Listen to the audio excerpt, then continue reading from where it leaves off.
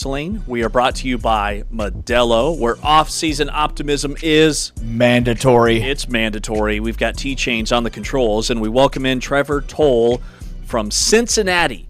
And Trevor oversees the Cincinnati broadcast control room, and there's a lot that goes into it behind the scenes when it comes to all of these national networks that we'll get into here in just a moment. But hey, Trevor, welcome to the program. Hey, guys. Thanks for having me on. Well, I think that, when people watch a Big 12 basketball game or any Big 12 game that's on CBS or ESPN or Fox or even NBC, a lot of those games are actually produced out of the school control room, especially with ESPN.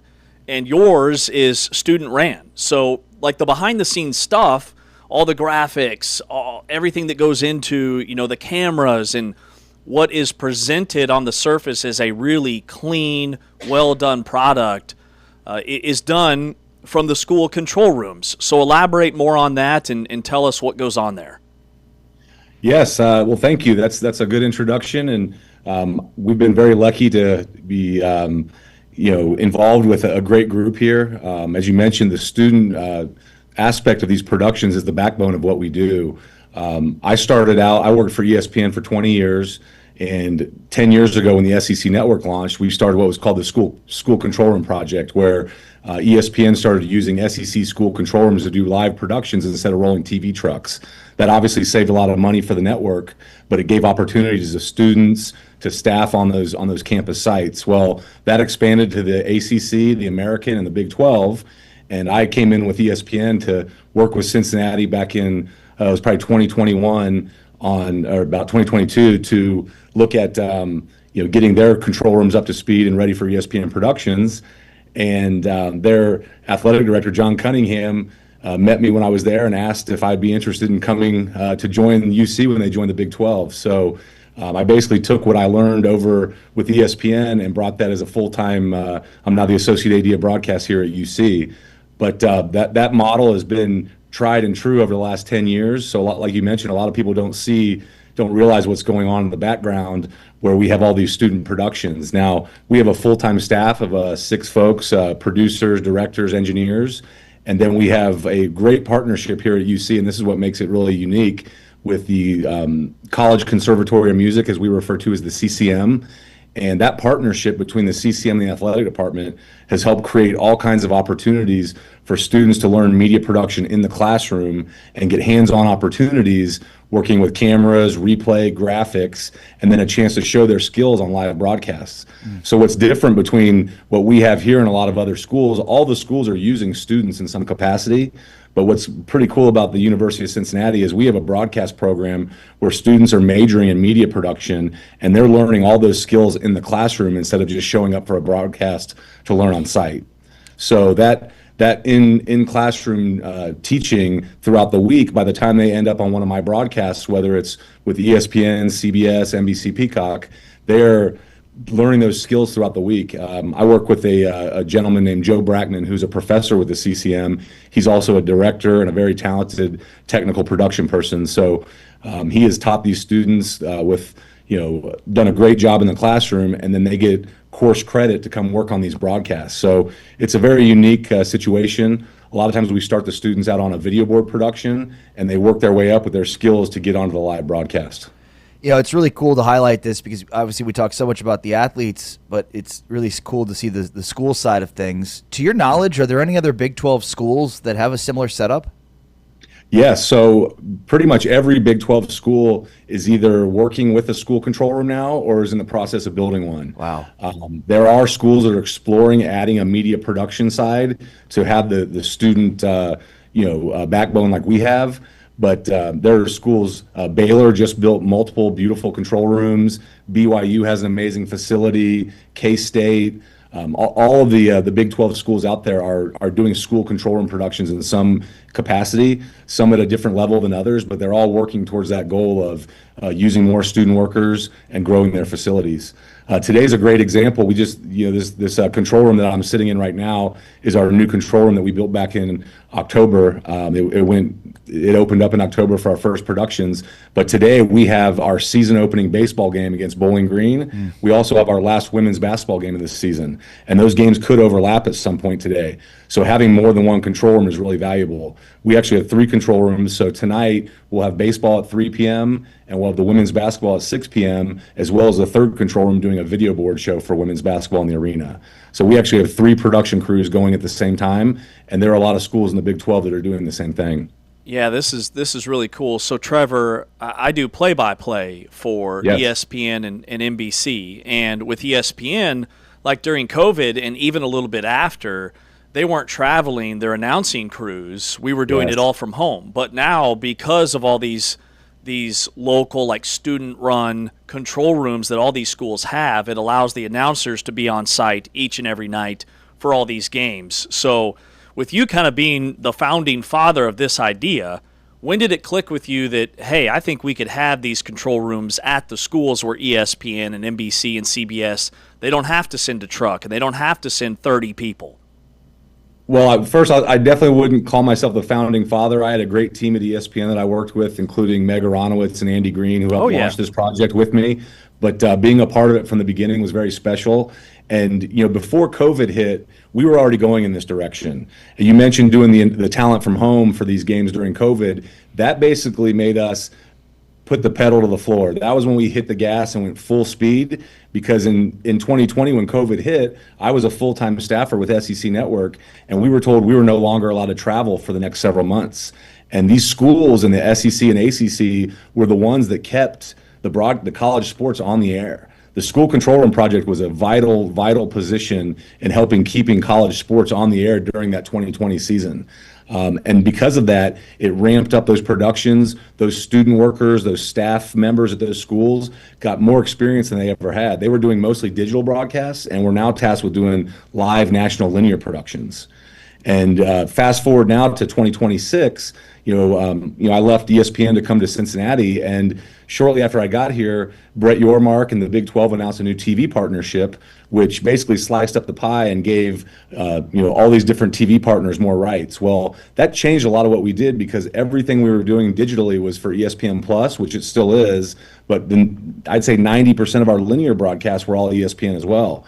So that opened up the door to working with NBC, Fox, CBS, Turner. So it's a whole new world here, especially in the Big 12.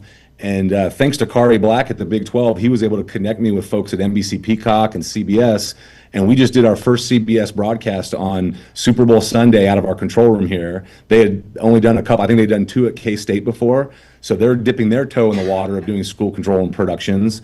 And then we had a VP from NBC Peacock come visit, and they're going to start using our control room next season. So thanks to Kari and a lot of people behind the scenes that help make these connections, we are now exploring, doing live linear productions for CBS, Turner, NBC, all these other partners. So while we lost a little revenue in the short term by losing some of those ESPN productions, it opened the door to working with other network partners.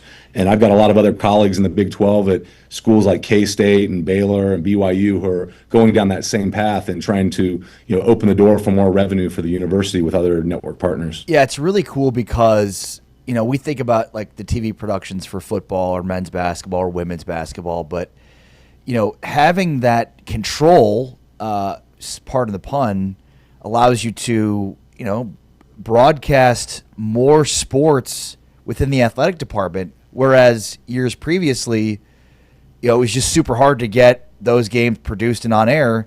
Now there's sort of no limit to the type of athletic department exposure.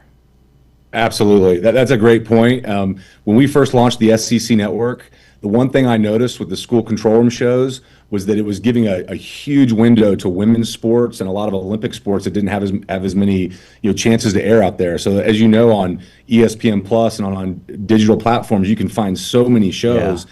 And it not only revolutionized the TV industry, but it changed how teams are scouting and reporting on their players. I would go, to campuses and meet with coaches and do, pre-production meetings, and every facility had on SEC Network and ESPN Plus because every game was televised.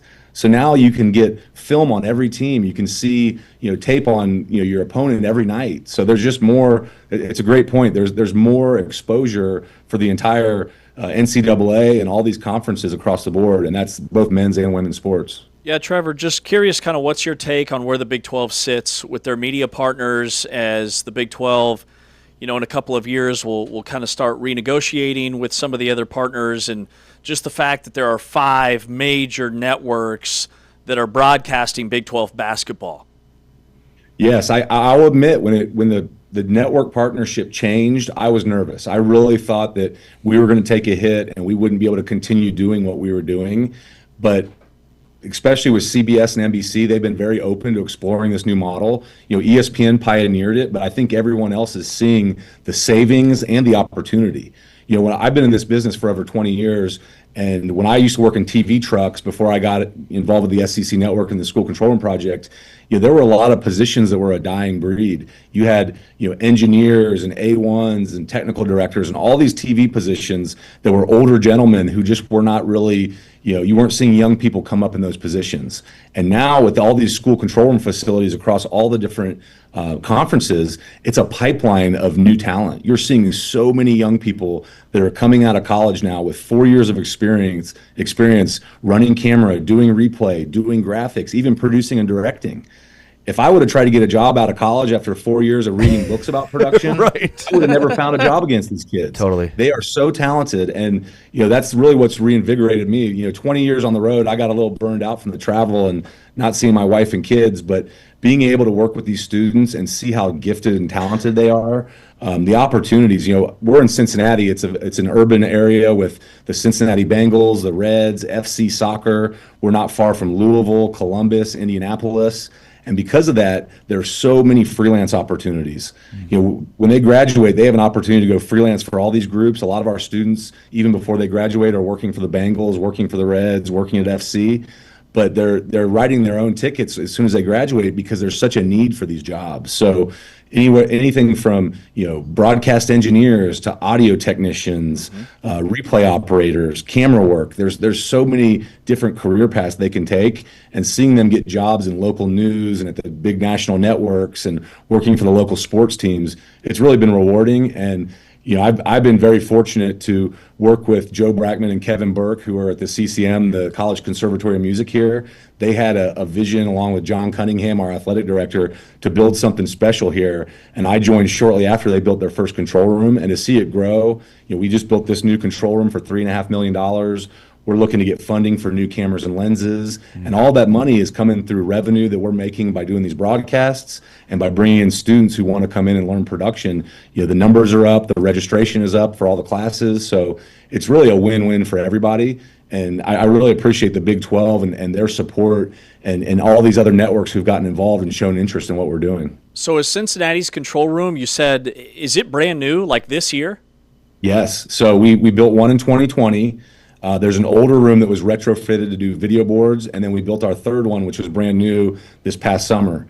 It was just a little under $3 million, and the money was split by the athletic department and the CCM. So we got the education side and the athletic side to come together at the table, and they had the belief in us to do this, and we built this control room. And now, like I mentioned today, we have 2 broadcasts that were going to be going on at the same time. We couldn't have done this a year ago with just one control room. Right. So growing our imprint on campus, having more technical, opportunities for students, and it's putting more broadcasts on the air at a higher quality. Man, that's awesome. Really good stuff. Speaking my language, I love it. Trevor Towle, the Associate AD and Executive Producer of Broadcasts for Cincinnati here on Big 12 Today on Big 12 Radio and Big 12 Studios. Trevor, really insightful look at kind of a behind-the-scenes picture of what goes into all these broadcasts. We appreciate your time. Thank you, gentlemen. I appreciate it. All right, man. Trevor Towle, the Associate AD and Executive Producer of Broadcast for Cincinnati, breaking down what goes into all of these games that you're watching on television. Coming up next, the final whistle. He's Ari, I'm James. This is Big 12 Radio, brought to you by our friends at Modelo, exclusively on TuneIn.